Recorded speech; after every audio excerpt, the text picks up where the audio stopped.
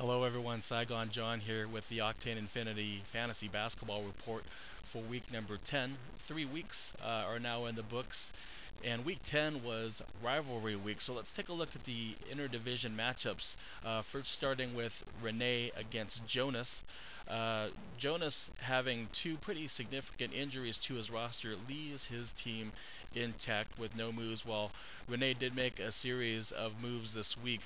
Uh, Hoping to stay competitive. And it looks like he did. We'll start with first the turnovers. It ended up in a tie, but the other categories remain fairly close. If you look at blocks, Jonas gets the win there with just having three more than Renee.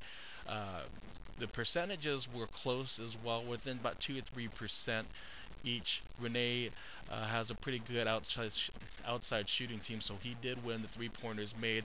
Points, anytime you fall within 10 points in a matchup, man, it's a sign it's pretty good pairing there. And Jonas wins that one by 8.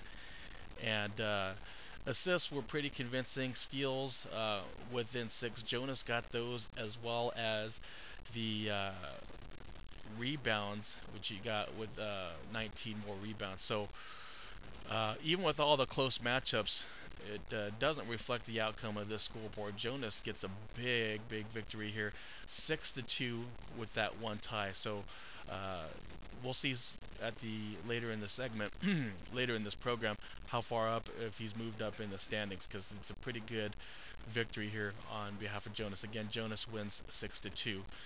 The let's move on to the white division.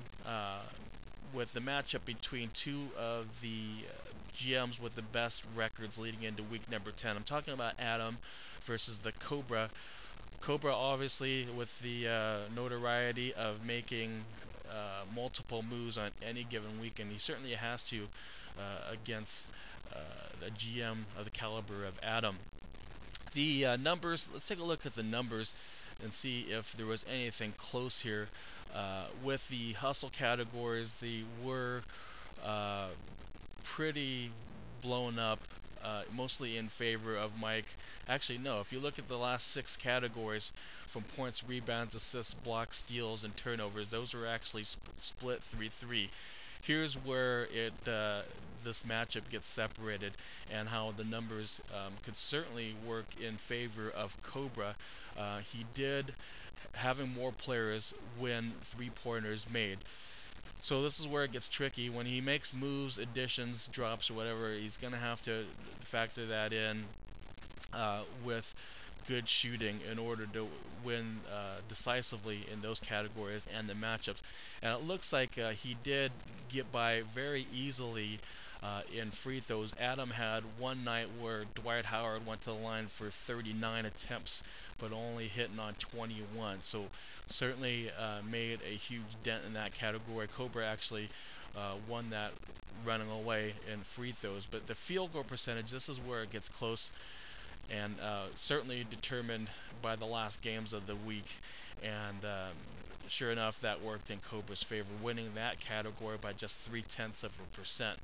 So tough loss for Adam.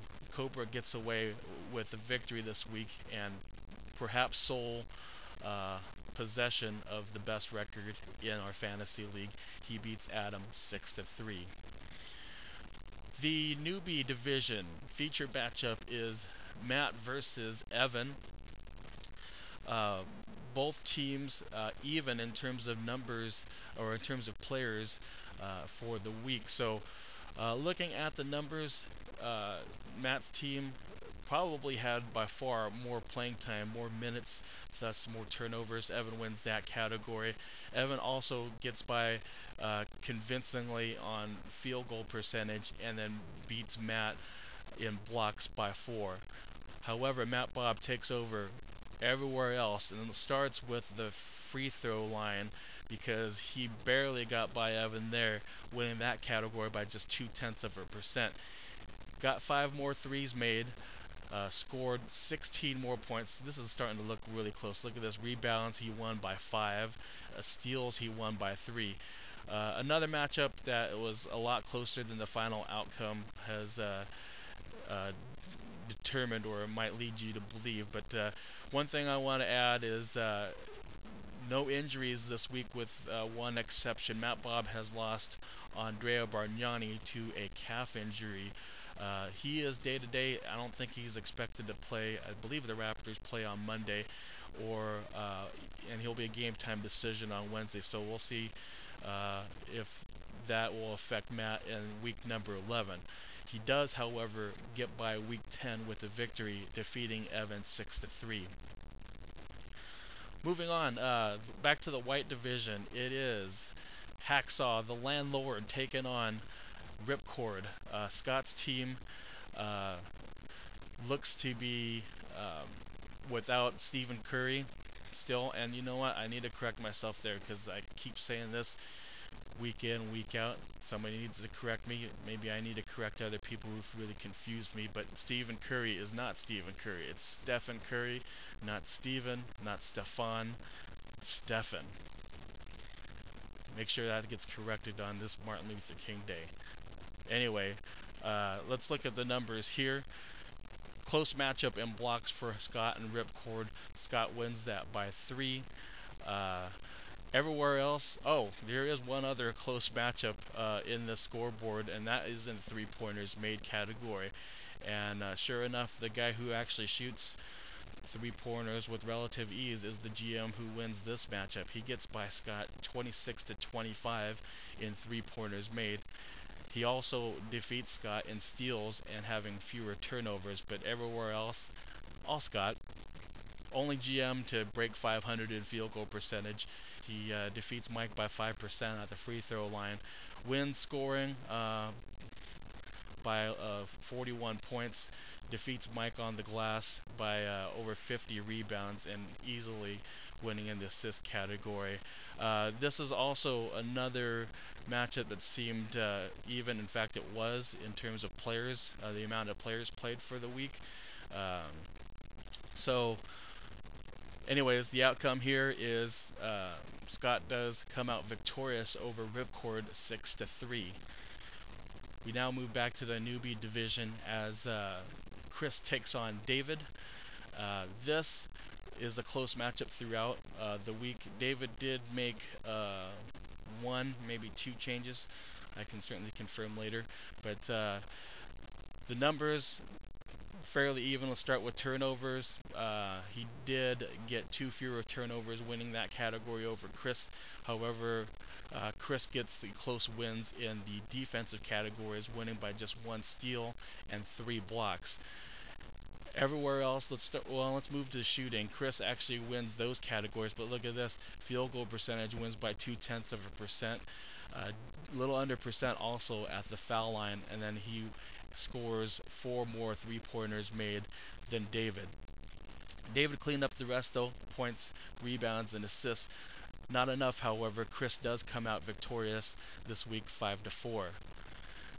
The last matchup is the commissioner, Edwin, going up against my team.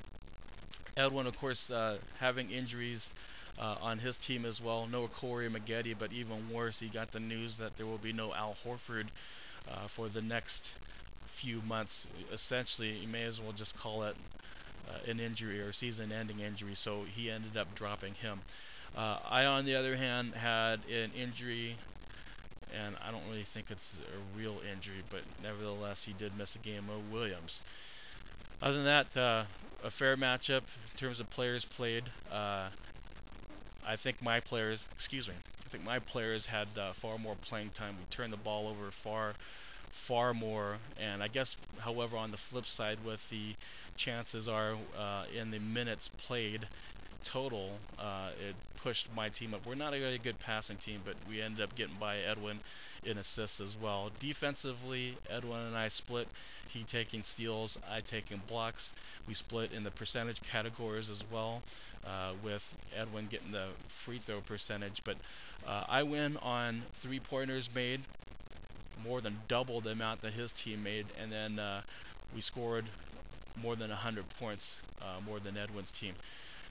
Finishing the week, did not look good for Edwin after those injuries were announced, because it was pretty close 5-4 flip-flop for a good part of the week, but after the injury it just kind of went downhill for Edwin there. I end up winning the match 6-3. So with those matchups now in the books, let's take a look at the standings.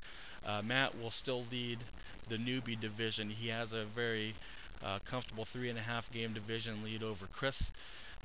In the Asian division, I mentioned earlier that with Jonas's victory, he makes a good movement in the standings, and sure enough, he leads now. Actually, he's got a tie for the lead in that division with my team, so my team has yet to fall out of first in that division.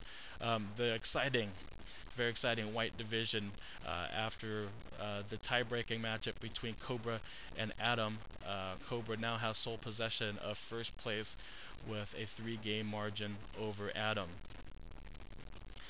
Let's take a look at league leaders. Have a drink. Brought to you by Farmers. We are farmers. Boom, boom, boom, boom, boom, boom. Anyways, let's take a look at the leaderboard for the stats. Big week for Cobra, not only knocking off the other league leader in terms of record, but he gets 4 categories where he tops the list over the entire league, finishing second in 2 of them. Very, very big week. Adam, no slouch by any means, came out on top on 2 categories, while Scott, Jonas, and Ripcord lead the league in 1 apiece. Let's take a look now at next week's matchups. In fact, as we are recording this video, it's 11:15 Pacific time on Monday, which is recognized as a national holiday with the Martin Luther King Jr. Day, as declared by the NBA. They actually play those games during the day. Yeah, games are in progress as we speak, but let's take a look nevertheless at the week 11 matchups. This is not a rivalry week, so there's interdivision matchups.